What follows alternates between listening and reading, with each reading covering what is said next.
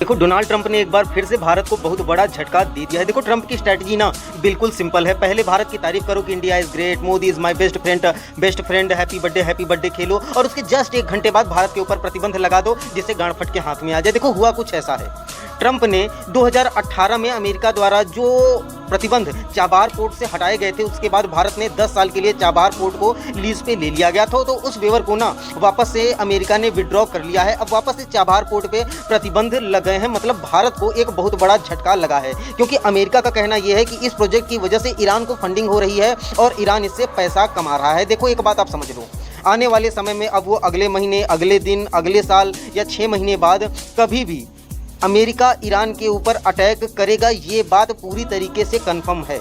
और ground invasion करने के लिए अमेरिका को पाकिस्तान का तगड़ा सपोर्ट चाहिए। तो आने वाले कुछ समय में आप देखोगे ना कि अमेरिका ईरान के 1-2 चेकपोस्ट को कैप्चर करेगा, ताकि जो ग्राउंड इन्वेजन होती है ना, उसमें अमेरिका को आसानी पड़े। और इसमें पाकिस्तान का बहुत क्रिटिकल रोल होने वाला है। और एक बात आप मेरी और नोट कर लो, जब ये कॉन्फ्लिक्ट होगा अमेरिका और ईरान के बीच में ना, तो इसमें बलि का बकरा बनेगा पाकिस्तान, और पाकिस्तान के कई हजार सोल्जर इस इन्वेजन में मारे जाएंगे। क्योंकि देखो, सऊदी अरब ने एक डिफेंस पैक्ट पाकिस्तान के साथ कर लिया है कि अगर सऊदी अरब के ऊपर अटैक होगा तो मतलब पाकिस्तान के ऊपर अटैक हुआ है, और पाकिस्तान के ऊपर अगर अटैक हुआ तो सऊदी अरब के ऊपर अटैक हुआ है। तो जब इजराइल मिडिल ईस्ट को ठोकेगा ना, तो सऊदी अरब पाकिस्तान के हजारों सोल्जर्स की मदद लेगा। मतलब बिना मौत ये पाकिस्तानी सोल्जर मरेंगे, ठीक। और फिर उसके बाद कब्र उब्र बनवा के फूल माला चढ़वा देगा कि हमारी रक्षा के लिए ये बलिदान कर दिए, अंड वंड संद, समझ रहे हो ना। तो यहाँ पे पाकिस्तान की बहुत ज़्यादा मारी जाएगी, क्योंकि आज के समय जो अरब देश जितने भी हैं ना, 55-56, इन सब की गांड जो है ना लुप लुप कर रही है। क्योंकि इजराइल जिस तरीके से अंधाधुंध किसी के ऊपर भी अटैक कर दे रहा है।